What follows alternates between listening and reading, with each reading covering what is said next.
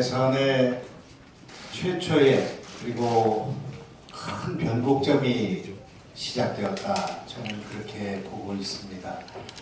반기문 총장의 대선 불출마, 이것은 대선 판도에 큰 영향을 주는 사건이라고 생각합니다.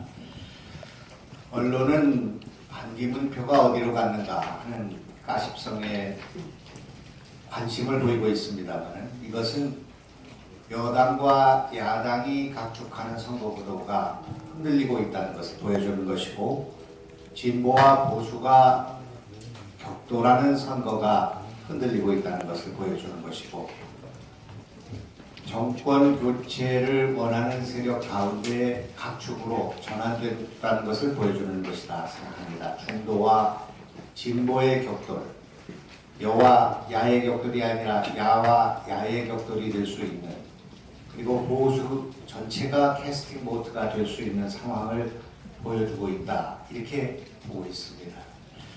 따라서 이것은 대세론이 흔들릴 수 있는 개연성을 크게 제공하고 있다, 이렇게 저는 보고 있습니다.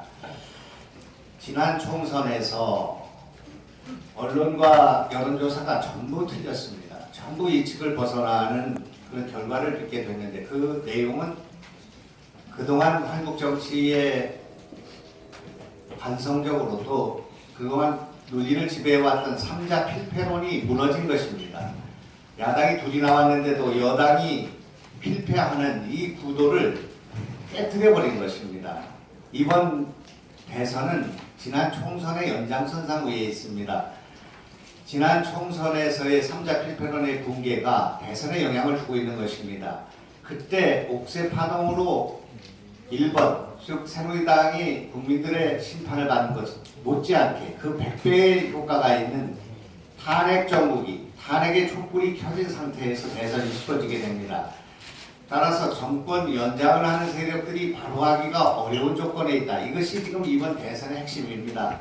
따라서 정권 교체 내에서의 결정이 이루어지는 것이 이번 대선의 핵심인데도 불구하고, 지금 여론과 국민의 관심들이 과거의 관성적인 여야 구도에서 매몰되어 있기 때문에 전국을 제대로 보고 있지 못하다, 이렇게 생각합니다.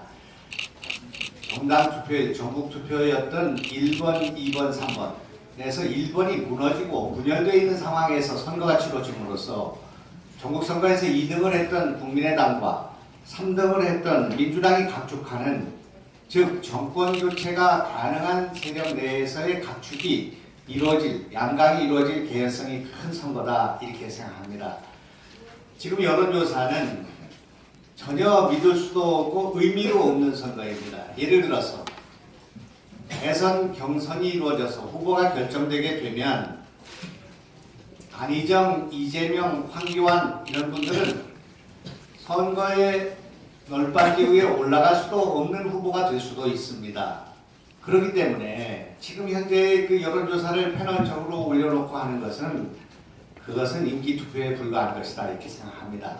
또한 탄핵 인용이 되고 나면은 전국의 상황이 급변하게 될 것이고, 또 대선 경선에서 후보가 가지런하게 될 경우에는 선거 결과가, 여론조사의 결과가 전혀 다른 결과를 빚게 될 거라고 생각합니다. 그 이후에 대통령의 사후보처를 둘러싼 여러 가지 전국의 변곡점이 또 오게 될 것이고, 경제 문제를 중심으로 한 변곡점이 나타나게 됨으로써 대선에 그 넘어야 할 산이 너무나 많은 상황 속에서 세계 역사상 있어본 적이 없는, 선거가 시작되기도 전에 대선론이라는 것이 판을 치고, 그 후보가 무슨 헛똑대비를 받는지, 대선은 저 맞습니다, 맞고요 하는 그런 일을 벌이고 있습니다. 이런 오만불손한 선거의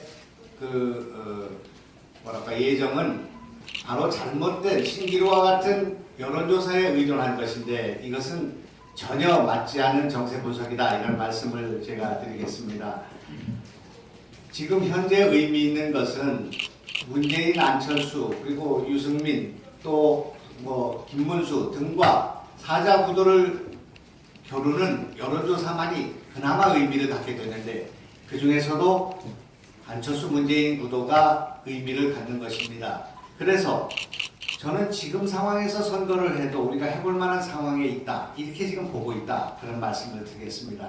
대체로 우리 당이 지금 조사하고 있는 여론조사의 양강구도의 구축은 40대 30의 트렌드를 9차례나 보이고 있습니다.